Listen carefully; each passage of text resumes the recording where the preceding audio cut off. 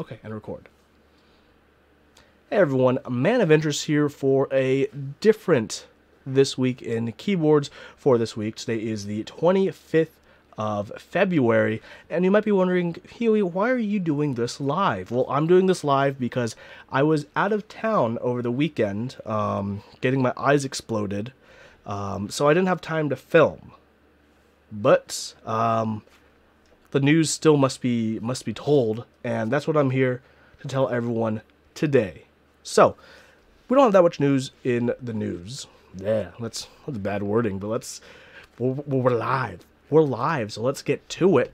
Moving over to Geek Hack, our first topic is the interest check for the Dimple, a 40% layout keyboard by Lazy Designers, or also Trabbits. This is an interesting 40%. And I think a lot of 40% these days are definitely trending toward wanting to look very, very nice and very more premium. A lot of the 40% that we're, I think, really used to seeing are 40% that have historically just kind of been, you know, things kind of sandwiched and just kind of forced together. And now these days there are a lot of designers, with whether it's, you know, people designing things for like the Pearl and other boards, where we're getting some really nice higher end 40%. And for a long time I always thought that like 40% were kind of a meme and it'd be like a great tinkering kind of thing, but there's been this vast giant community that's been risen up through 40%, and hey, more power to them. More power to them. There's a layout. Personally, I'm not a fan of. Actually, no. You know what? I'm better than most with this layout. You know, I like having all my alphanumeric, so I don't like cutting out my greater than and question mark. But you know, sometimes you can't win them all. But in terms of 40%, I think this looks pretty nice. It's going to have an aluminum case, no weight, aluminum or brass plate. It's going to be hot swappable, so one layout, there you go. And there's going to be RGB LEDs on the PCB. So if you're interested, head to the link that will be in the description down below when I upload this video. Our next two topics are going to be by the same submitter from Goldworms, who is this wonderful designer from Korea that I've been following on Instagram for quite a while. Goldworms has posted the interest check for the UD40, a 40% ortholinear keyboard, which, if I'm going to be perfectly honest, when you look at that lip up on the top, it's basically a 40% canoe. It still looks great, in the polycarb especially. But, yeah, I mean, in terms of 40%, cool. It's, like I said, there's so many more 40% these days that are being, like, all premiumly made, especially this one that's going to come in an all polycarb variant as well. The sides look nice. This photography, while, in my opinion, overly artistic for what it needs to show as an interest check, hey, cool. More choices for people who are into that kind of thing. So if you're interested, check out the link over on Keeb Talk or Geek Hack. But our next topic by Goldworms will take us to Geek Hack, which is the interest check for the UD70, the One-san, the big sister for the UD40. And this is definitely a interesting 75% with the staggered top row and the option for 1 or 2 blockers on the bottom. So it looks like we're definitely going to have some nice nice weight on the bottom, and the renders look pretty nice. I think the biggest difficulty about this board is the fact that the Xeno exists. In my opinion, like, that's like the most difficult thing about this board is like the knowledge that you could just wait for another round of the Xeno.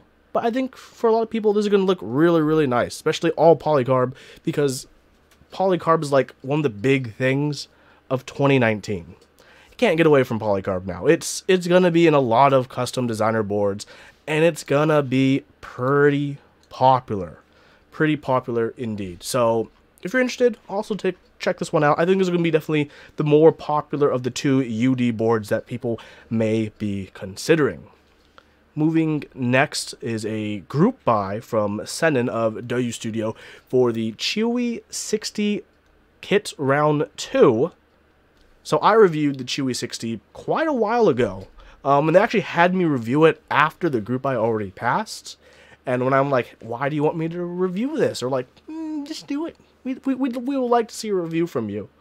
I was like, okay, yeah. I mean, is there going to be another round? And they're going to be, and they told me like, so yeah, there's going to be another round, and here it is, the Chewy in all of its glory. I did talk to them a little bit, and they have definitely learned some lessons about supporting way too many layouts in round 1. So in round 2, they're definitely cutting that down quite a bit.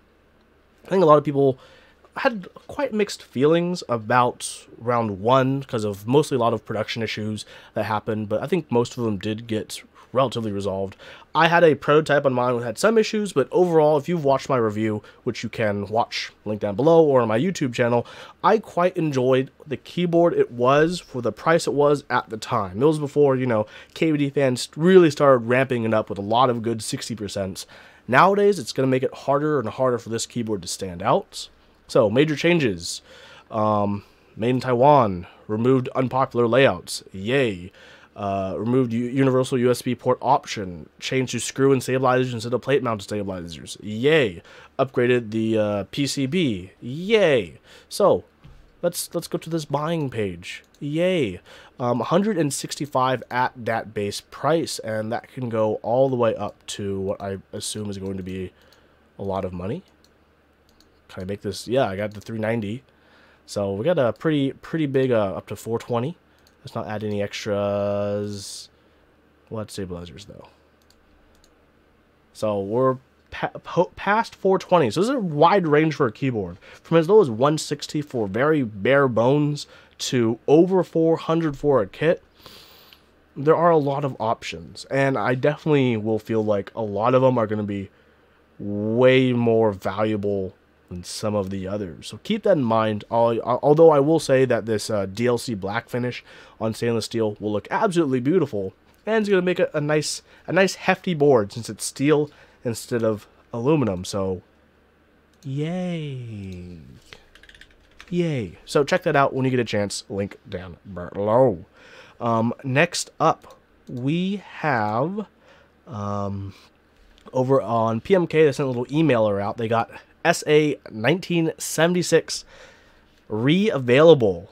Yeah, it's a thing you should check out when you get a chance if you're into that. It was definitely one of the most popular SA sets when it ran, especially for quite a while after it ran. People were like, where can I get this set? Where can I pay, you know, way too much for an SA set because I don't realize that they don't type well yet, but I like how it looks.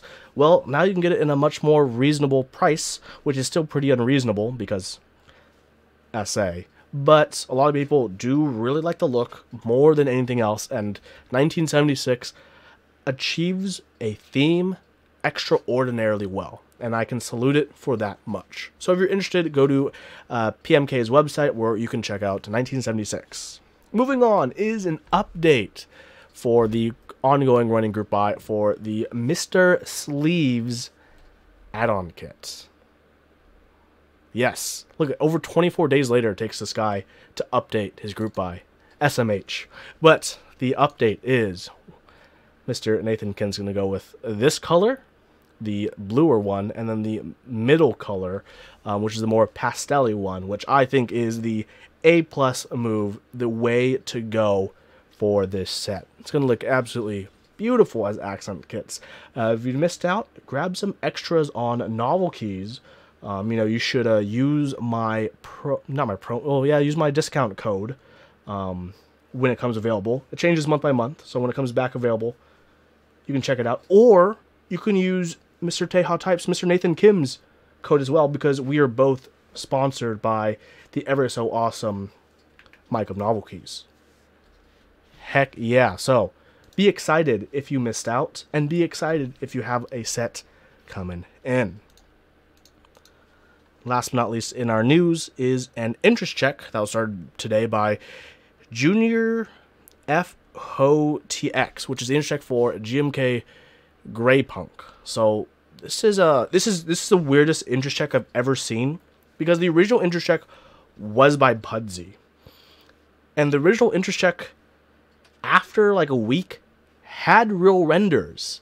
This next interest check, a new one, doesn't have renders. It's like the set devolved when it was taken away or stolen. I don't know the relationship between Pudsey and this individual, but when it went to this individual, what happened to those renders that were once generated and existed? Because I know they exist. They exist. How would Pudsey feel about this interest check and this set as is right now? Just gonna go with a yikes. A yikes. Last but not least for This Week in Keyboards is the sponsor of this episode. And the sponsor of the episode is Kono.store, where you can check out awesome boards like the Kira, the Infinity Ergodox, and some others. They have recently restocked in white and night foxes, so you can check those out as well. Well, everyone, thank you so much for watching This Week in Keyboards. If you're here for the stream, I got some more awesome things popping out and popping up for everyone. And let me just stop that record button for This Week in Keyboards.